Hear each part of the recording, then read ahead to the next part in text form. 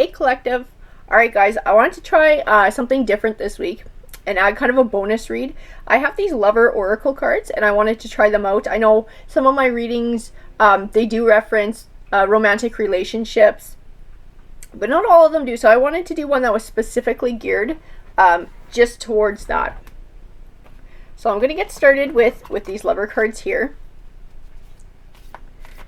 So universe, what stories, what advice, what insight, what messages do you have for the general collective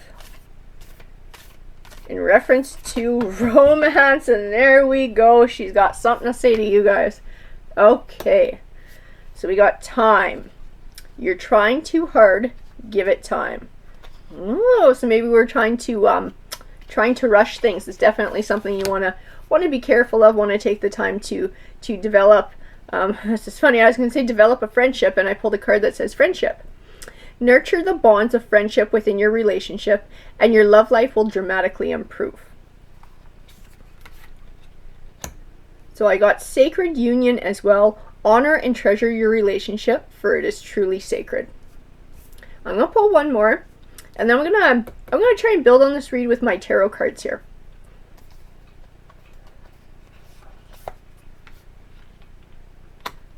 So we have the past is now behind you. Release it and embrace new possibilities. A new path is now available to you. Follow it with faith. Okay. So to me this feels like a new relationship, but it feels like a very passionate new relationship, and that's why you guys are just like diving in with both feet and just really into each other here. And I feel like that's what the sacred union speaks to as well. I feel like you guys are actually very well matched, and that's why it's so easy for you guys to just jump in and get lost in the passion.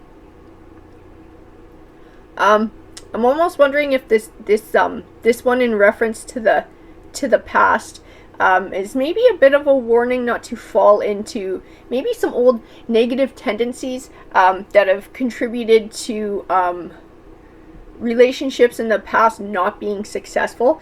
And I think you're getting that warning because this is one that you don't want to mess up. This is a good one. I'm gonna pull some of these guys, and we'll just see if we can build on it.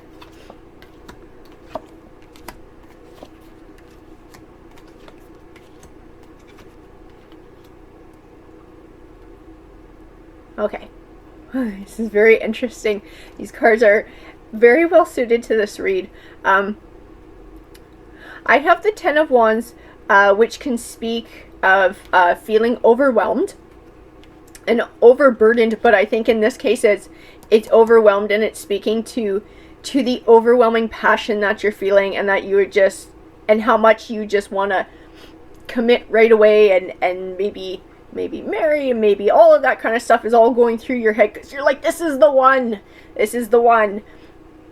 And then I got the Temperance card here, which speaks of a balance between emotion and logic, and so I think she ties in well with the Friendship card, cautioning you to just take your time and to build that solid foundation of friendship for the future. I have the Six of Pentacles, which also speaks of an even give and take, and I think that ties in with that as well. And that's something that you're going to find out as you guys move forward in your relationship over time, right? Because it does take time to get to know somebody, and so and bringing two lives together, you know, you're used to living one way, they're used to living one way.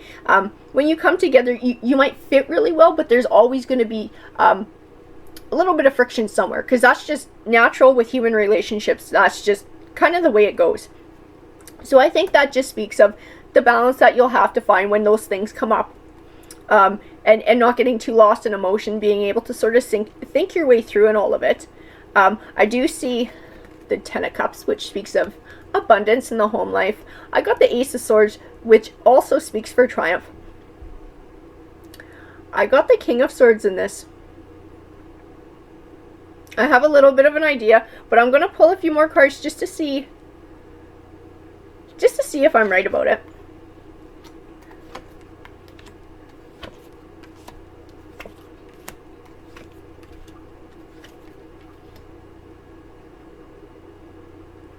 Okay, I feel like he speaks of this partner. The qualities of this partner. This person is very loyal. They have a lot of integrity. They're very smart. And I don't know that they don't show a lot of affection openly in public, but once they're yours, and you don't have to worry about them looking at any other direction.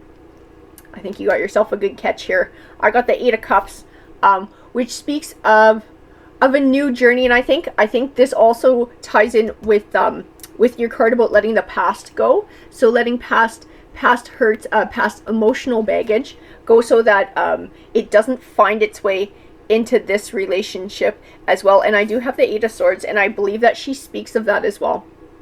So you can see there, she's blindfolded and her wrists are tied, and she's surrounded by these swords, which can represent ideas, feelings, truths. I think this speaks of being stuck in there and not being able to see a way into the future, to see a way into a positive way of being. But the thing about it is her hands are tied very loosely. So she has the option of getting out of it. So I think it speaks of the choice that you have to make to let the old hurts go, so that they don't infect this new relationship. I feel like if you can do that, you've got the Six of Wands here that speaks to triumph. And you also have the Sun card, which for me is a good omen. And I got it right on top of the Ten of Cups, which speaks of abundance in the home life. So I think that just sort of reiterates that this is a good one. You found a good one here. I'm going to pull a few more.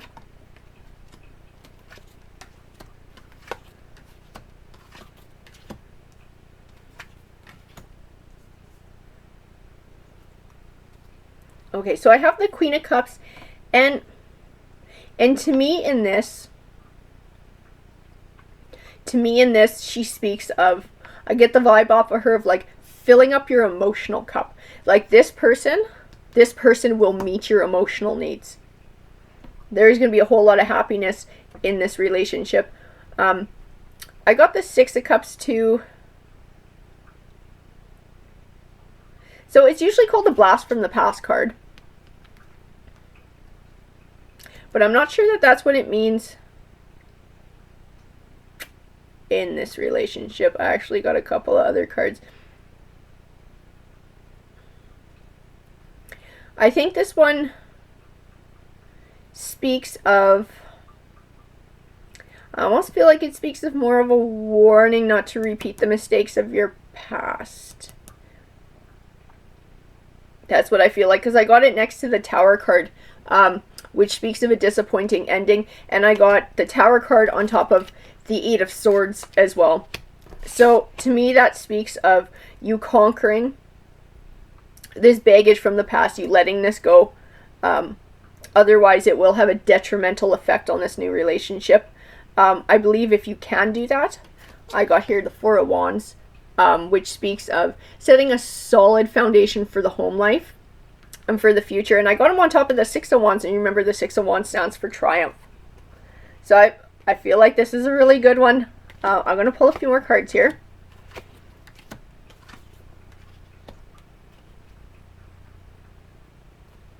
Yeah, and these all make sense to me here. So what I have is, I have the Hierophant, the Moon, the Ace of Pentacles, and the Wheel of Fortune.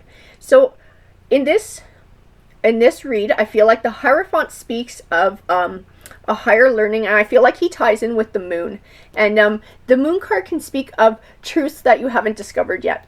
So I think that also ties into taking your time to get to know each other really, truly, deeply, know what each other is like, so that you can build a really good solid foundation for the future. The Ace of Pentacles speaks of a new beginning, and then the Wheel of Fortune card is a good omen card. So he speaks of your fortunes changing for the better.